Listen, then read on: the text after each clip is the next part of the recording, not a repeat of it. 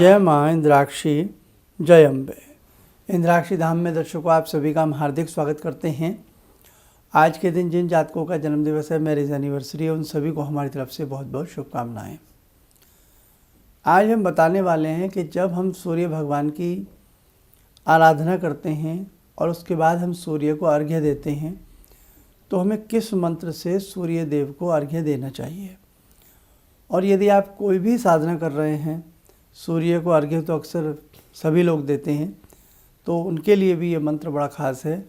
आप इस मंत्र को नोट कर लेना। आइए पहले आज की हम चर्चा करते हैं पंचांग की।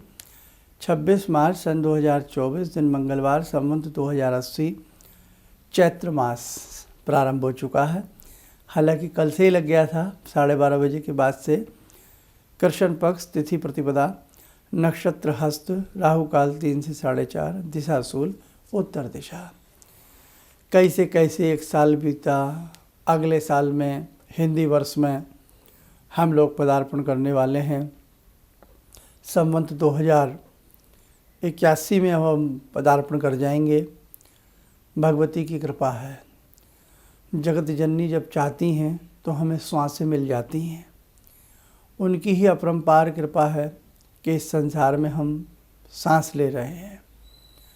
आप सबकी 31 दिन की साधना बहुत सुंदर तरीके से पूर्ण हुई। जगत जननी की महती कृपा आपके ऊपर बरसी और आपकी साधना भगवती ने बहुत सुंदर तरीके से स्वीकार की है। बिल्कुल मन में ये ना लाना हमने साधना कैसे की, कई जल्दी में की, कई बार टाइम टेबल में फ़र्क किया। कोई बात नहीं बेटा, आपकी साधना उस भगवती ने स्वीकार की है। आप बहुत अच्छे से साधना की है आपने, और उसकी कृपा शनय शनय आपके ऊपर बरसती रहेगी।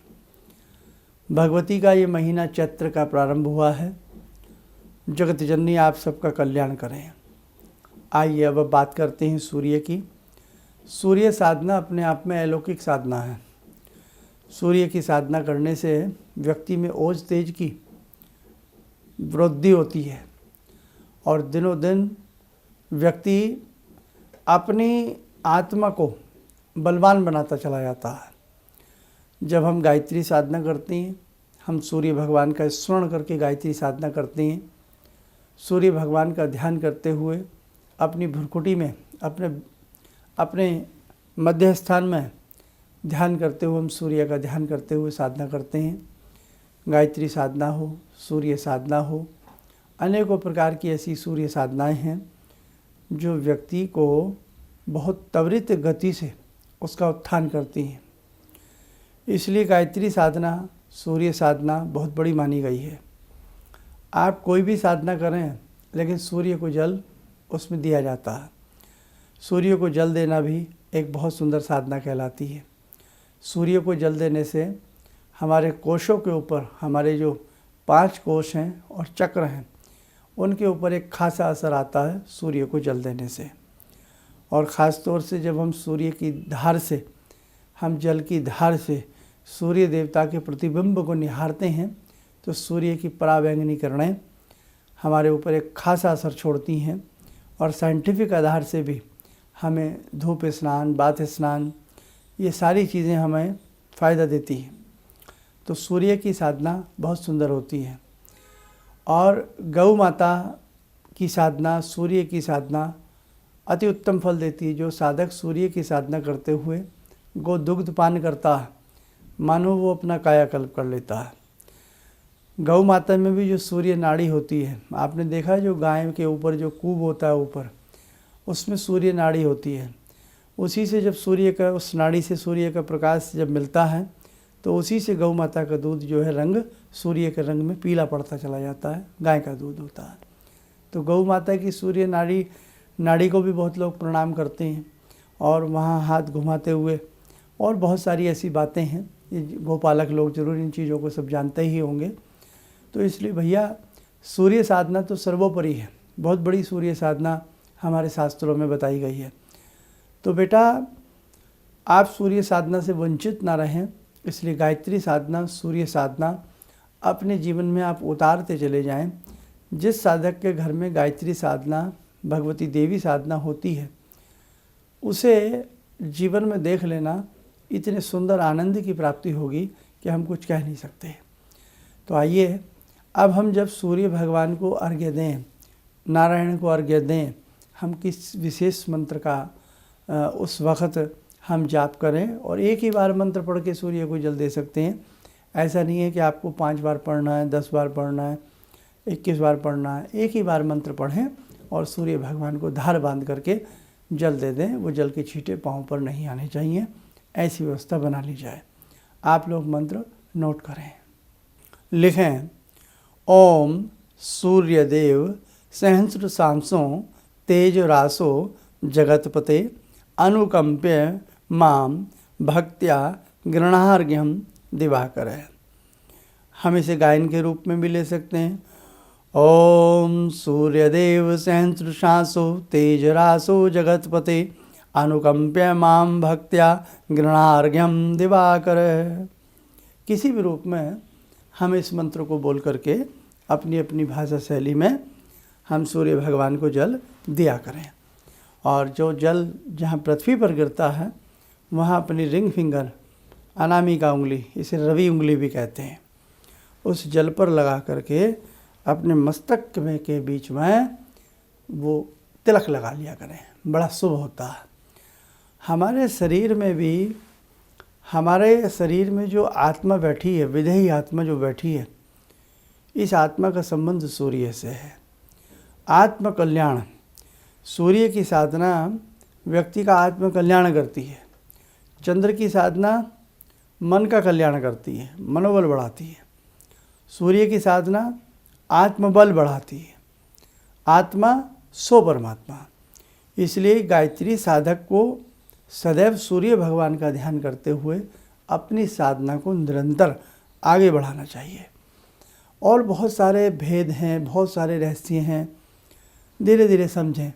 अब देखो, गायत्री साधना पर ही लोगों को इतना डरा दिया गया, वो व्यक्ति गायत्री ना पढ़ें, ऐसे गायत्री ना पढ़ें, वैसे गायत्री ना पढ़ें। डराया गया ना, डराया गया। जैसे इस बार बवंडर उठा दिया, होली की राख घर में ना लाएं। मतलब लोगों को डराने के अलावा मुझे नहीं लगता कि जोड़ने वाली बात बहुत लोगों को आती है।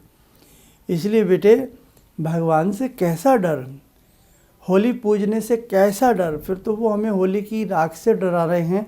कल को ये भी कहेंगे आसपास जिनके होली जलती हो वो दरवाजे बंद कर लें, उस तरफ ना देखें। तो बहुत ही गलत बात है ये कि अपने ही लोग होकर के अपने ही लोगों को डराया जाता है। गायत्री के बारे में भी परम पूज्य गुरुदेव आजीवन खंडन करते रहे इन सब बातों का। ऐसी ऐसी बातें बताएंगे, गायत्री कीलित है, गायत्री श्रापित है। अरे भैया, एक सिंपल सा व्यक्ति, एक साधारण सा व्यक्ति, एक मामूली सी गृहस्थी में हम लोग रहने वाले लोग, हम कितनी गायत्री जप लेंगे? आधा घंटा, 20 मिनट, 25 मिनट, 1 घंटा। हमको ये थोड़ी है कि गायत्री के लिए हम कहीं जंगल में जा रहे हैं, हम गुफाओं में जा कर के बैठ रहे हैं, कंदराओं में बैठ रहे हैं, हम कहीं साहब शमशान में कोई विशेष प्रकार की गायत्री की कोई तीक्ष्ण साधना कर रहे हैं। ऐसा नहीं है। हालात ये हैं कि एक सीधा साधा भोला भालक व्यक्ति अपने घर में गायत्री साधना करे तो 100 बार डरे, 100 बार उसे डरे क्यों? क्योंकि न जाने कैसी कैसी बातें वो सुनता है। अरे आपने ये दीक्षा नहीं ली तो ये हो जाएगा। कहने का भाव, आप किसी भी जाति से, किसी भी धर्म से संबंध रखते हैं, आप गायत्री साधना कर सकते हैं। आपको गायत्री साधना में हम क्या कह रहे हैं भगवान से? धियो यो नः प्रचोदयात्। यानी कि एक भगवान से एक ऐसी प्रेरणा, एक भगवान से ऐसी प्रार्थना साधक कर रहा है कि हे परमात्मा, हे परम सत्ता, आप हमें सतमार्ग की ओर ले चलें। और सतमार्ग पर कौन नहीं जाना चाहता? अच्छे रास्तों पर कौन नहीं चलना चाहता? तो यदि एक ऐसी प्रार्थना जो सतमार्ग से जोड़ती हो, अच्छे कार्यों से जोड़ती हो, परमार्थ से जोड़ती हो, अच्छे गुणों से आपको विकसित करती हो, तो उस स्थिति में हमें जात पात देखने की आवश्यकता नहीं है। हम बहुत अच्छे से अपनी गायत्री साधना करें और मेल और फीमेल देखने की भी आवश्यकता नहीं है कि महिलाएं गायत्री साधना ना करें, ऐसे ना करें। तो बेटा ध्यान रखना, डराने वाले आपको ऐसे ऐसे लोग मिलेंगे कि पूछो मत। आज आदमी इतने अत्याचार कर रहा है, उसे डर नहीं है, उसे किसी तरह से खौफ नहीं है, खुला घूम रहा है, नंगा घूम रहा है, वो तो डर नहीं रहा है। बात बात पे लोग झूठ बोल रहे हैं, कोई डर दिमाग में नहीं है। बात बात पे बेईमानी लोगों के साथ हो रही है, कोई किसी को डर नहीं है। लेकिन गायत्री साधना अगर किसी ने कर ली तो उसको डर हो जाएगा। कमाल की बात है। अरे भैया उपदेश दीजिए, पहले चोर उचक्कों को उपदेश दीजिए, वो लोग सुधर जाएं, बहुत अच्छी बात है। इसलिए जो बेचारे भोले वाले साधक हैं, अपने घर में गायत्री मंत्र पढ़ रहे हैं, उन्हें डराने की कृपया ना की जाए। इसलिए बेटा ध्यान रखना, कभी आप शांति कुंज हरिद्वार जरूर जाइए, परम पूज्य गुरुदेव का साहित्य जरूर पढ़िए।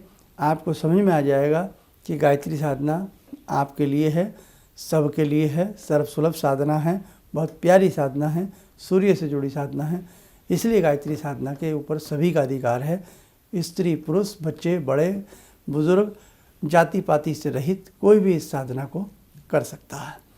और दूसरी बात, सूर्य की साधनाएं भी अनेकों प्रकार के, सूर्य के वैदिक प्रणोक्त अनेकों प्रकार के मंत्र हैं। कभी जीवन में उनसे जुड़ के देखो, आपको आनंद जरूर आएगा, आपको कार्य सिद्धि जरूर होगी। जिनके नेत्र अक्सर खराब रहते हैं उनके लिए चाक्षु उपनिषद है, चाक्षु से विद्या है, कोई भी पढ़ सकता है उसे। उसमें कोई ऐसा ये नहीं है कि कोई सर्टिफिकेट दिया जाएगा ये व्यक्ति ना पढ़े।